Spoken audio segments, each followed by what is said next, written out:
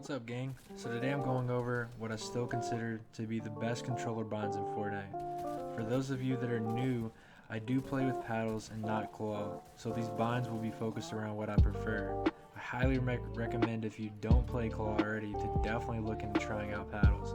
It will elevate your game to a whole new level. The reason being, you can jump and aim at the same time. The key as a controller player is to keep your thumbs on the sticks as much as possible. Any slight delay during a fight can be the difference between winning or losing. If you are interested in trying them out, I know for a fact Xbox and PS4 both sell strike packs that click onto the back of your controller and allow you to bind them to any buttons on the front. You can buy them at Best Buy, Walmart, any retail stores like that. I know Amazon sells them as well. They're not too expensive. But without any further ado, let's jump right back into it. So I do use an Xbox Series 1 Elite controller. I'm currently using 2 paddles on the left and 1 paddle on my right side. The lower left paddle is bound to my crouch button. The upper left paddle is bound to my ping, swap, build materials, and traps. So it's a triple use button. So I'm using that upper left paddle to ping. I can switch my builds and I can switch my traps depending on what mode I'm in. It's pretty useful. And the swap build materials. Okay, the right side paddle is used only for jumping, and I keep the bigger paddle on the top row. Just seems like it fits under my hand a little bit better, so I'm jumping with my right paddle, and my left paddle I'm using for crouch. So I'm crouching with my left, jumping with my right, but I'm using 2 on the left. So I have my bigger paddle on the bottom, I'm crouching with.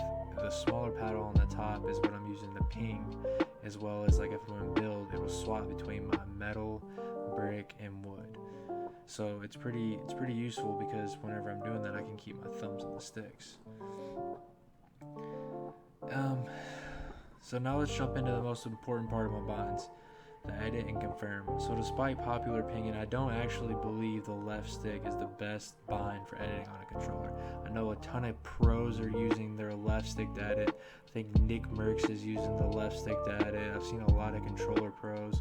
You know, everyone's so hell-bent on this left stick edit. I'm just going to completely debunk that. I don't think the left stick edit is truly the best. Especially for editing on a controller. If you play with an Xbox, the left stick is further up. In my opinion, hands down, the best edit bind is using the right stick, not the left. And here's why. So when you are editing on a controller, you use the right stick to move around and select the cubes to make the edit. Well, the reason this works so well is because it's a fluent motion of edit, select, and confirm. So when you bind it, you bind edit to the right stick and confirm to the right stick. It's a double edit bind.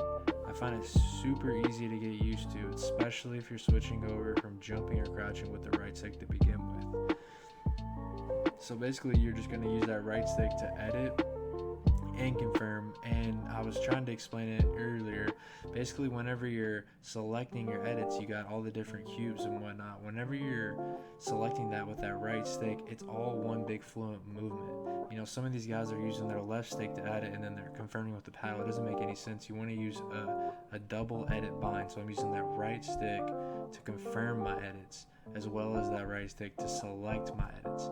And if you really go the extra mile, you can turn on the setting where it's on release, which you can have that on and it doesn't affect it. You can still confirm your whichever is faster, it's going to confirm it. So if you release faster, then you double click, then it's going to release, but you're not going to release that faster because it's so fast. I can edit so fast with that. So anyways, I currently use exponential because it's the closest thing to legacy, but your aim assist setting is a personal preference, as well as whatever sensitivity you decide to go with. If you made it this far into the video, go ahead and drop your build sensitivity and your edit sensitivity in the comment section below. I'm honestly curious to see what you guys are using.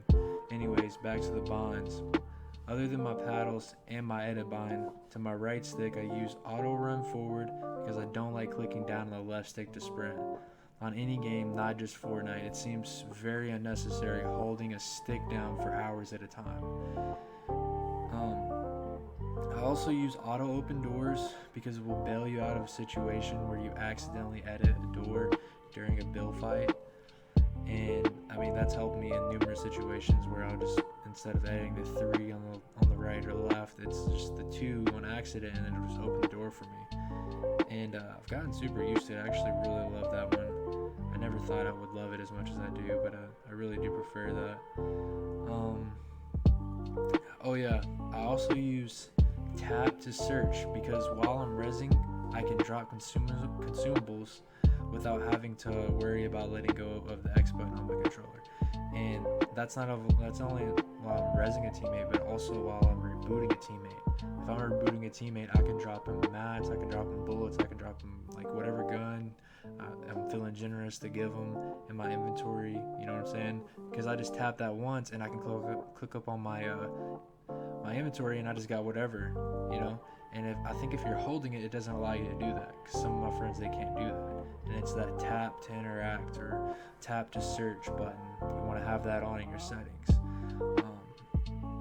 Also, for the most part, I'm pretty sure that just about wraps it up for my binds. There may be a few things I'm missing right now. I'm just kind of going off the top of my head right now, putting this together for you guys. It's like 5 a.m. right now.